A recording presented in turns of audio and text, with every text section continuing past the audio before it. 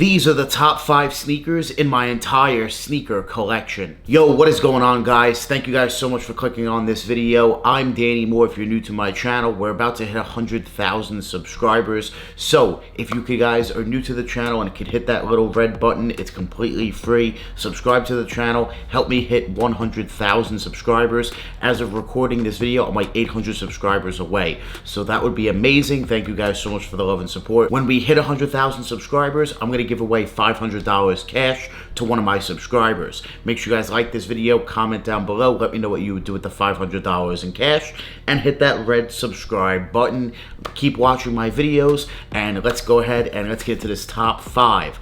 My top 5 sneakers of my entire sneaker collection. These are the most expensive pairs. I'm going to start off with the least expensive, and then we'll go to the most expensive. Now, when I say least expensive, all these sneakers are going to cost you, if you were to buy them, roughly around $2,000 plus in my size, 10.5 or an 11, depending on the shoe.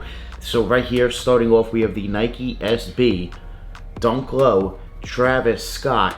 And what's cool about this, why this pair is a little bit special box. I have the special box pair of the Travis Scott Nike SBs. I got these on GOAT. Randomly, they were just on Twitter. I saw some posts that they were selling for $1,000. So I went ahead and paid it on GOAT. They came in, and next thing you know, there was rumors of a restock. This was the time when there's rumors of the restock going on. I didn't believe it was going to happen. I put my money on it. Hey, I don't think it's going to happen. They're at $1,000 on GOAT. Special box pair at that. I'll pay it. I paid it, and next thing you know, well, then the reports come out that they're not restocking, and they're a $2,000 shoe again. So I wound up taking a nice W. I paid $1,000 for these. Brand new. Still never wore them, but I do have the special box. But this is just a great, very nice Nike SB. I know some people aren't a fan because of the colorway, but for me personally, I think it's a fire, straight fire pair of Nike SBs. You have the Cactus Jack branding on the tongue. You do have the fadeaway. That all this you could just like rip away, which is really nice. And it reveals a whole new pattern underneath. You have the black Nike swoosh, the pink Nike swoosh just hits hard. And they just killed it on this release. You have special laces. You do get some extra laces as well, regular SB laces, as well as these laces. They killed it with the lace options. Coming in at number 4, we have the Travis Scott Fragment Air Jordan 1 Low that I got exclusive access for, like on the random release. There was the release date, and then like a month later, they wound up giving exclusive access. And I got exclusive access on the sneakers app with that little restock that happened. And well, here they are. I paid $150 for these guys. I paid $150. They're worth like over $2,000, which is absolutely wild in my size, or around $2,000. So we have the Travis Scott Fragment Jordan 1 Low. I absolutely love them. I think it's the best Travis Scott sneaker to date, still to ever release, in my personal opinion. They're just a clean colorway, absolutely fire. Triple collab. You have Travis Scott, you have Fragment design as well, and they just killed it. The big Nike swoosh, the backwards cream Nike swoosh. The leather quality is very nice. They crease, but they do a good job. Just overall, I'm very happy, very pleased. One of my favorite sneakers in my entire collection, but definitely one of the most expensive, and they're just great. I love them. Honestly, it's one of the shoes. I don't double up on shoes, but it's a shoe I possibly would maybe double up on. You know, they're expensive, but it's just a great shoe, and I wear them so much. I love these. Coming in number 3, we have the OG Travis Scott Air Jordan 1 High OG. These are brand new, dead stock, and going for like $2,200 in a brand new condition, which is absolutely crazy. A worn pair you can get for like $1,000 maybe, around there, but yeah, brand new. I still never wore them. They're clean. They're classic. They're iconic. When these released, resale was around $700, and they just went up over time. I did not have the money to pay resale when they first dropped. I was broke, so I didn't have the money. So it is what it is. Here we go. Got them. I paid resale on StockX. Got them finally in the collection. Took a while, but years later, finally have them. I've had these for like a little over a year now, but finally have them. Good to have them. And it's definitely a classic. It's iconic, and it all started here with this shoe, as well as the OG highs, which I do have, but those are not in the top 5 because they're not that much money compared to some of these other shoes I'm showing you. But yes, these right here are more expensive than like any other Travis Scott Jordan sneaker, except for number 2 that I'm about to show you. And coming in at number 2, the most expensive Travis Scott sneaker to date so far, the Travis Scott High Fragments. I have the collection, the highs and the lows. I never wore the highs yet.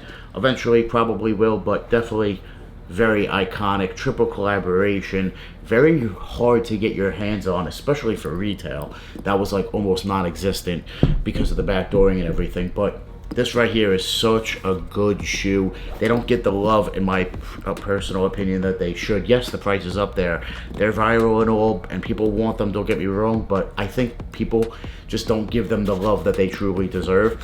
The lows do get more love, and I think they deserve more love. The lows are better, but this is still a fire colorway and just a fire sneaker.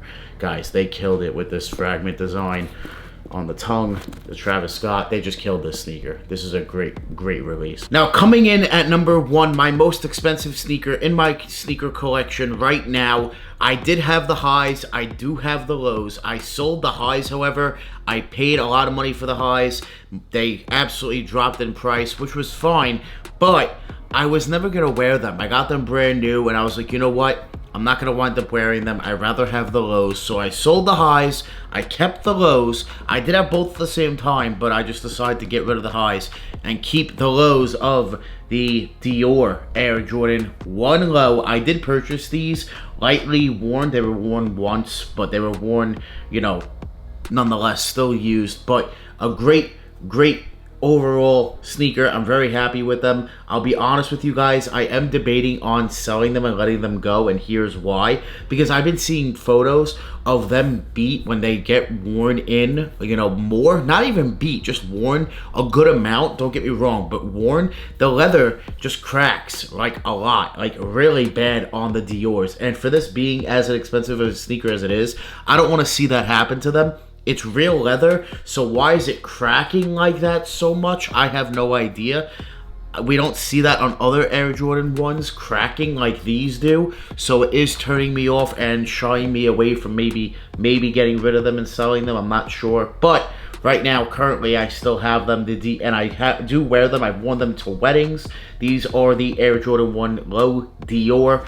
Absolutely a fire, a grail sneaker for me, and I'm sure for a lot of you out there. These are the most expensive sneakers in my entire sneaker collection, coming in even worn at around $5,000 plus, but a brand new pair you're looking at like $7,000, $8,000, even $9,000 depending on the size. So it's definitely a great pair, a classic, an iconic, and retail alone was over $2,000. So, you know, you're paying basically a little more than double, almost triple retail for the pair, so it's not that bad when you think of it that way. It's just expensive ass retail and expensive ass shoe nonetheless. But we have the Dior's, and just an iconic shoe that'll forever remain in the sneaker world and in the fashion world, just a staple and just a piece of history at the end of the day. These are the most expensive sneakers in my collection. This has been my top 5 sneakers in my entire sneaker collection. Let me know your favorite sneaker that you saw in this video down below in the comments. Make sure you guys give this video a like. Make sure you guys hit that subscribe button. We're about to hit 100,000 subscribers. I'm going to give away $500 cash to one of my subscribers. Leave a like, comment down below. Let me know what you guys would do with the $500 in cash. I want to thank you guys so much for watching. Make sure you guys join the More family. Hit that subscribe button, smash that like button. We're always on the grind. We're never gonna stop. Always dropping that fire. Straight fire. Thank you guys so much for watching. We out.